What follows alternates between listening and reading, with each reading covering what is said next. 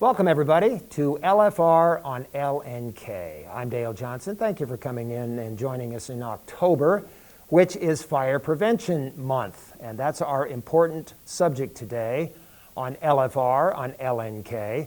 I have experts with me today, but first, before we start talking about fire prevention, as you can see, we're wearing masks, we're protected, we're approximately 6 feet apart, we're aware of the social distancing, but with all that said, it's time to get comfy. And now I can hear myself and everything's good. So let me introduce our guests today.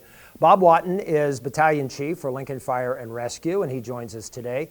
Jared Fredrickson is Captain. Are you still at Station 12? Correct. Yeah. Still there, Station 12. Good place to be. So Thank you both very much for coming in, Jared and Bob. We're talking fire prevention, fire safety today because it's October, Fire Prevention Month. And the phrase this year, the repeated phrase, is learn the sounds of fire safety. And I have to admit that when I first heard that, I'm thinking the sound of fire? The sound that fire makes? But that's certainly not. And as you can tell by the devices that we have on the table here today, we're talking about the sounds of alarms, smoke alarms, and carbon monoxide detectors. So that's where we will start. We're going to talk about the sound differences. Jared, do you want to take the carbon monoxide detectors first and talk about the different sounds that come from carbon monoxide, and then Bob will talk about the comparisons to smoke alarms. Correct. So that's a really good question because we do have people that call 911 when an alarm sounds in their home, and they don't necessarily know whether it's a smoke alarm sounding or a carbon monoxide alarm sounding. So the best advice I have for people is to, when they purchase their carbon monoxide alarms, is to read the user's manual of the carbon monoxide alarm. Each alarm, whether it's a smoke alarm or carbon monoxide alarm, comes with the user's manual, and that will tell you exactly what each chirp means.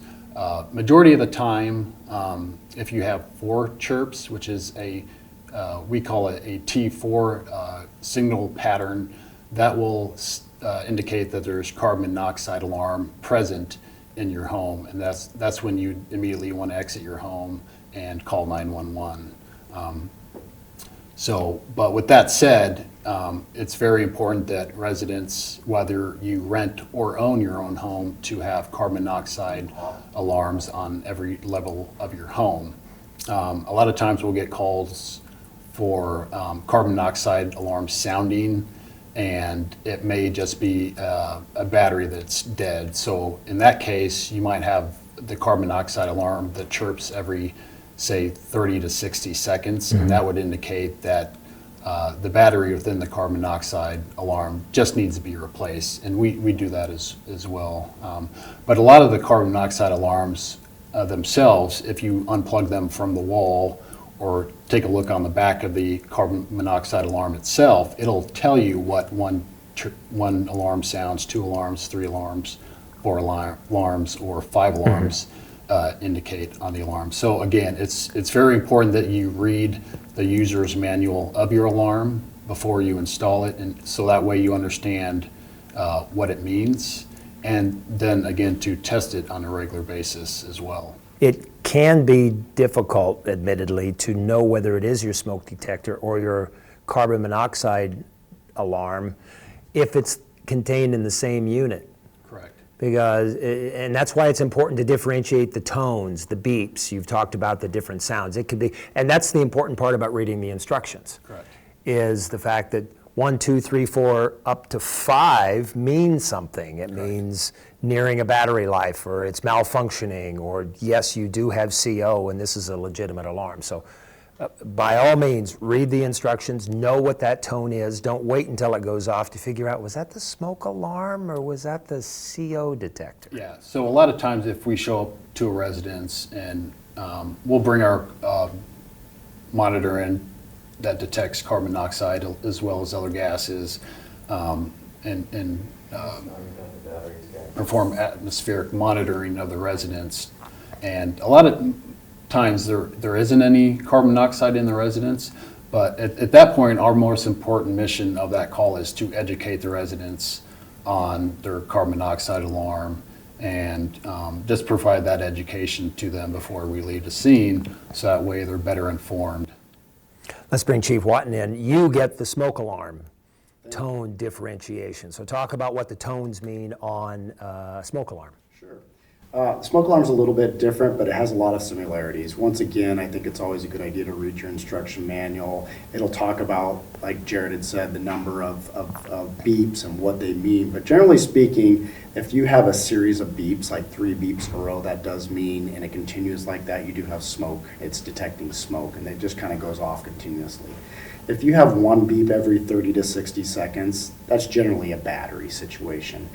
Something to keep in mind, these do have an end of life. So once we hit about 10 years, sometimes a little sooner, the smoke alarm is no longer any good anymore. And you may change the battery out even though you get a beep every 30 to 60 seconds and it's still beeping every so often. That means your smoke detector has hit its end of life cycle. So we recommend you change your batteries twice a year and you change your clocks. That way you know you're doing on a cycle. You're doing it continuously, testing it once a month. Keep in mind, a lot of our newer homes, the smoke detectors are hardwired into the house, but you still have a battery backup. A lot of times we'll lose our electricity when we have a fire, so the battery's the backup. So we still have to replace those even though it's hardwired into the home. Bob, I know this example is going to come up with our viewers. I move into a house, I buy new smoke detectors. I buy too many or I buy some spares, got a good deal on them. So I install the ones that I need for the house, put the rest in the storage closet. Now they've been in there for 2 years or longer. Are those smoke alarms still good? So all of our smoke detectors, they have, not just ours, but others as well, the ones you purchase have a manufacturer date on it, and that's the date you go by. So regardless if you install it or not, and if it doesn't have a date on it, then it's definitely out of date, because they started doing that. It's been over 10 years ago, but they started putting the manufacturer date on them so you'd know. So yeah, it still does count towards the life of that smoke detector. So if you install it after 2 years, you have 8 years left, depending on the manufacturer. They may have sat on the shelf for a year prior to being purchased as well. How about CO detectors, Jared? Do they have that same type of fragility? Yeah, so CO detectors you want to replace a little bit sooner than smoke alarms. So Chief Watt indicated 10-year max frame for a smoke alarm. Again, depending on the manufacturer of the carbon monoxide alarm, it could be 3 to 5 years, it could be 5 to 7 years. So within that range is a lot of times the life of the carbon monoxide alarm. So you're going to be replacing them a little bit sooner than the smoke alarms. And them as well, talking about the manufacturer date on the back side of them, the carbon monoxide alarms have that date too. So if you take it off the wall or out of the outlet and turn it around, it'll have a printed manufacturer date of that alarm, which will indicate basically how when it was manufactured. So, Chief, I'll leave it up to you. Is it easier to say where not to put a smoke detector or where to put a smoke detector? Well, let's start with where to put a smoke detector. First off, it's recommended that you have one on every floor of your house. It's also recommended you have one outside your bedroom, right outside your bedroom door, and also inside your bedroom. That's because, and something we may have a chance to talk about, is close your door when you go to bed at night. And there's a reason why we have them both inside and outside. Those are definitely places you want to put them, but I would say you don't want to put one in the kitchen, because we all create smoke a little bit, and they're very sensitive. So you're going to be setting your alarm off quite frequently if you put one in the kitchen. That's the most obvious spot. Yeah. Anywhere else? Anywhere there's a draft, any sort of, you may have some sort of vapor for whatever reason, or like humidity from a shower. Those are areas you just don't want to put one, because eventually it will sense that as potential smoke. So there you may have false alarms quite frequently. Let's go back to close the door. Why is that important? So that's something it's called FSRI, the Fire Safety Research Institute, has come up with. That's become a big push in the last few years we always hear close your door when you go to bed. Well, the reason why that's so important is they've done a great deal of studies, it could truly protect you from that heat and smoke and carbon monoxide that Jared's talked about for quite amount of time. So they've done studies where carbon monoxide can be as high as 10,000 in the room of origin where the fire is, and in that bedroom where the door shut is 100 parts per million. from 10,000 to 100 parts per million.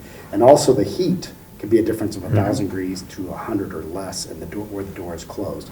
So it's imperative that you do sleep with your door shut. I know that's kind of difficult for some little kids, may be scary, but we just have to find a way to teach them that it's safe. That's something we try to push throughout the schools as well, to try to encourage kids to close their doors. Even a hollow core door? Believe it or not, it protects you just as well.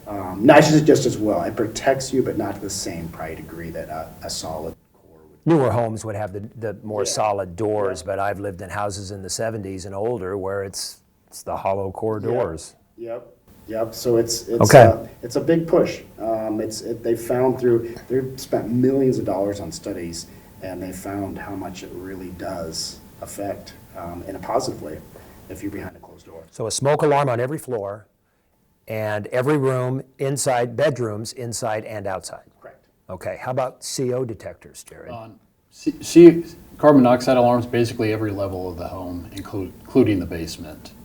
Level as opposed to every room. You don't need one in every room? Okay. Where is the best spot to put a CO detector? And maybe it's the same spot as a smoke alarm, but where do you put a CO detector? High, middle, low? Well, the CO has is about like air. It kind of, it doesn't sink, it doesn't. It's not heavy, it's not light. So a lot of carbon monoxide alarms have a plug-in for an outlet. And so a lot of people, you plug them into an outlet. So as long as you got a carbon monoxide in every level of your home, that's the most important thing. Smoke alarms are high. Bob? Smoke alarms are high, yeah, and we want to find usually somewhere, some of these houses have vaulted ceilings. What we found with people, obviously that's the highest point, but we got to be cautious because it's sometimes really hard to change your battery as well. So we have to take that in consideration. But generally, yeah, they're a little higher. And not, if you have a wall where a wall meets, you don't want to put them in the corner because sometimes the smoke will bank around it and miss it for a while. Some people have very vaulted, and if you put one at the very top, I would think, this is just me talking, it would be better to have one lower because the smoke then would sound off the alarm as opposed to waiting until it got to the very peak of the vault. Right. Yeah, that's basically, the reason they want that is that's called a dead air space, and so you want it where the wall and ceiling meet, you basically want it, if you're going to mount it on the wall, between 4 and 12 inches from the bottom of the ceiling. If you're mounted it on the ceiling, at least 4 inches away the wall on the ceiling, because there's that dead air space. So, getting fresh air into the house disperses the CO. What's your recommendation on a person? The alarm's going off, and I know it's the CO. It's not a smoke alarm, it's the CO. Should I take the time to open up windows as I'm calling 911? no, your best bet and the safest thing for you and your family is to exit the home as soon as possible, and then call 911. Here, all these thoughts are going through my head that I learned in grade school. You crawl low for smoke, right, Chief? You crawl low. Do you crawl low for CO, or does it matter? It doesn't really Doesn't matter. matter. Yeah, as long as you get out as soon as possible, because I like the CO is basically, again, kind of got the buoyancy of air, so it's not necessarily going to rise, not necessarily going to sink. So the most important thing is to get out as quickly and safely as possible. Here's a strange question. Do animals detect CO? Dogs in particular. Everybody's got a dog or a cat, it seems like. Not a goldfish, obviously not going to detect CO. Dogs or cats? Do dogs detect CO, you think? Based on my research, no. I don't know. They help hard of hearing people. They help blind people. They're amazing animals. So I didn't know if maybe they would pick up on Now, CO. pets might be affected sooner than you might. In their behavior. In their behavior, yeah. Okay. So, like humans, obviously, they have that sign if they're getting CO poisoning of kind of have the same symptoms of the flu. So if we go into a residence and there's more than, say, one person with flu-like symptoms, with our training, we'll automatically maybe think it's maybe a CO poisoning. The good thing with us is we have CO monitors on all our basic life support bags that we take in on medical calls, which will help us pretty quickly determine whether or not that's the case or not in that medical emergency. Because a lot of CO poisonings, they don't come in as CO poisonings. They might come in as a medical call where somebody's feeling dizzy or nauseous or sick or have flu-like symptoms, or maybe, 2 or 3 people in the residence might have that. So it's really, really important to kind of determine that once we get on scene. If that's the case, get them out as soon as we can. So. In the few minutes that we have left, I don't want time to go by without us talking about some of these devices, and some of these are for the hearing impaired. Correct, yeah. So some of the people that have the most risk of dying from a fire, or the older individuals, 65 and above, and the very young, so infants, toddlers, newborns, and then people with disabilities such as hearing loss, maybe visual impairment. And so probably about the mid-90s, the fire department thought it was a really good idea, in a way for us to be proactive, to develop a smoke alarm program. And so that's what we did. So basically, we focus on people that are citizens of Lincoln that own their own home, that might have some financial difficulties, that can't afford their own alarms. And so these are some of the alarms that we install. This is your typical photoelectric smoke alarm. This has a 10-year lithium battery in it. And so what's good about this is you never have to replace the battery in this alarm. It's good for up to 10 years. Once it reaches its end of use life, you basically replace it with a new one. So this is one of the type of alarms that we install for homeowners. I'd also like to stress that if we have a lot of renters in town, that if you rent, it's your landlord's or building owner's responsibility to install your smoke alarms for you. Now, if you're a tenant or a renter, it's your responsibility to test your alarms on a monthly basis and replace the batteries in them if they have batteries. And then the other types of alarms, these are an example of this is a Gentex alarm for the deaf and hard of hearing. It's a photoelectric smoke alarm like this one, but it has a strobe light. So once that strobe light starts flashing, it'll tell that person that the alarm is sounding, and do get out as soon as possible. So we'll install these for deaf and hard of hearing individuals, whether they rent or own their own home. And this is attention getting enough to where even when you're not in the room, Correct. you will see the flashes. So it's in the other room. It's a very bright light. We'll install these in sleeping areas of the home, or somewhere, say the living room, at least, make sure it's at least 10 foot away from, a cooking appliance in the kitchen, so it doesn't alarm. But so we'll install them in them areas as well. And this device plays off this device. Correct, yeah. So this is another, it's not a smoke alarm per se, but it works with your smoke alarm. What this device does, this is a live tone, what we affectionately call bed shaker, and I'll explain that here shortly. But it listens for that T3 signal that a smoke alarm emits. So basically when the smoke alarm sounds, it constantly listens for that alarm. Once that alarm is indicated by the machine will activate. It'll actually flash fire on the screen and verbally state fire. And then what the individual does is we install this wherever they sleep. And the reason I say that is because some people sleep in recliners, some people sleep on couches. Not everybody sleeps in a bed. So we basically install this where they sleep. This plugs in the machine, and once this activates, this will actually vibrate and wake them up if they're sleeping. So this can go underneath the mattress, underneath a pillow, and this will activate, alerting them to a potential fire so they can get out as soon as possible. All right, so again, circling back to where we started, this is Fire Prevention Month, the entire month of October.